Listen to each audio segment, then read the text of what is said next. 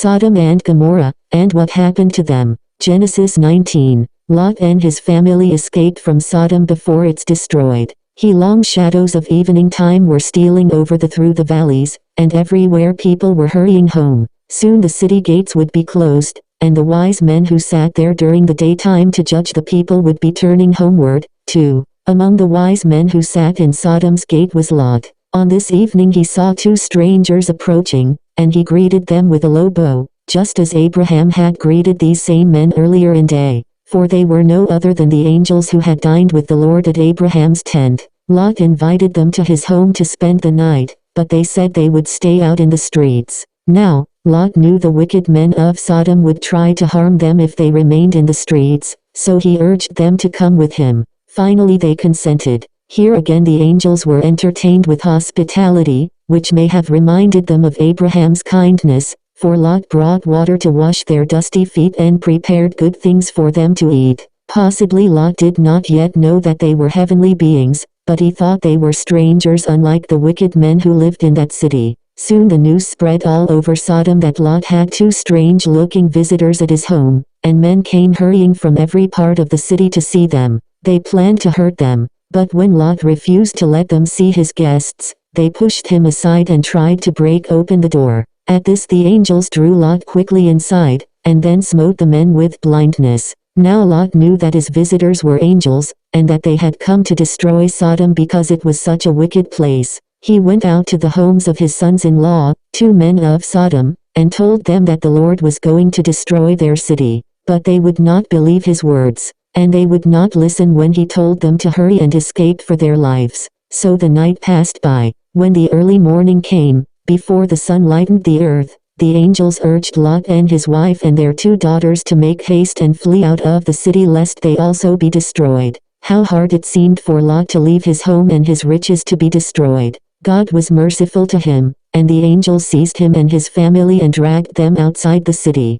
Then they bade them flee to the mountains for their lives, and not even pause long enough to take a backward glance toward their old home, because God would soon destroy the cities of that rich valley. And unless they hurried away they too should perish. But Lot's wife did not obey the angel's words. She looked back, and her body became changed into a pillar of salt. Poor, unhappy Lot, fear now tormented him from every direction. He thought his life would not be safe even in the mountains, for wild animals might devour him there. So he prayed to God to spare a small city nearby and allow him and his daughters to enter that place. God heard his prayer and granted his request. So they fled into that city. That place was called Zoar, which means little. Just as the sun rose, Lot and his daughters entered the gate of Zoar, and at that time God sent a great rain of fire and brimstone upon Sodom and Gomorrah and all the neighboring cities. So terrible was the fire that it completely destroyed the cities and all the wicked people nearby.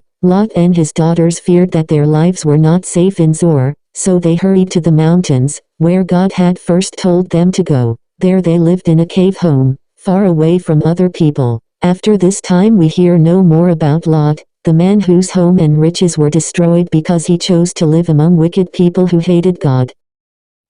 Genesis chapter 19. And there came two angels to Sodom at even. And Lot sat in the gate of Sodom. And Lot, seeing them, rose up to meet them, and he bowed himself with his face toward the ground. And he said, Behold now, my lords, turn in, I pray you, into your servant's house, and tarry all night, and wash your feet, and ye shall rise up early, and go on your ways. And they said, Nay, but we will abide in the street all night. And he pressed upon them greatly, and they turned in unto him, and entered into his house. And he made them a feast, and did bake unleavened bread, and they did eat. But before they lay down, the men of the city, even the men of Sodom, compassed the house round, both old and young, all the people from every quarter. And they called unto Lot, and said unto him, Where are these men which came into thee this night? Bring them out unto us, that we may know them. And Lot went out at the door unto them, and shut the door after him, and said, I pray you, brethren, do not so wickedly. Behold now, I have two daughters which have not known man. Let me, I pray you, bring them out unto you, and do ye to them as is good in your eyes. Only unto these men do nothing, for therefore came they under the shadow of my roof. And they said, Stand back! and they said again, This one fellow came in to sojourn. Ha! And he will needs be a judge? Now, will we deal worse with thee than with them? And they pressed sore upon the man, even Lot, and came near to break the door. But the men put forth their hand, and pulled Lot into the house to them, and shut to the door. And they smote the men that were at the door of the house with blindness, both small and great, so that they wearied themselves to find the door. And the men said unto Lot, Hast thou here any besides? Son-in-law, and thy sons, and thy daughters, and whatsoever thou hast in the city, bring them out of this place. For we will destroy this place, because the cry of them is waxen great before the face of the Lord, and the Lord hath sent us to destroy it. And Lot went out, and spake unto his sons-in-law, which married his daughters, and said, Up, get out of this place, for the Lord will destroy this city. But he seemed as one that mocked unto his sons-in-law. And when the morning arose, then the angels hastened Lot, saying, Arise, take thy wife and thy 2 daughters which are here, lest thou be consumed in the iniquity of the city. And while he lingered, the men laid hold upon his hand, and upon the hand of his wife, and upon the hand of his 2 daughters, the Lord being merciful unto him. And they brought him forth, and set him without the city. And it came to pass, when they had brought them forth abroad, that he said, Escape for thy life, look not behind thee, neither stay thou in all the plain. Escape to the mountain, lest thou be consumed.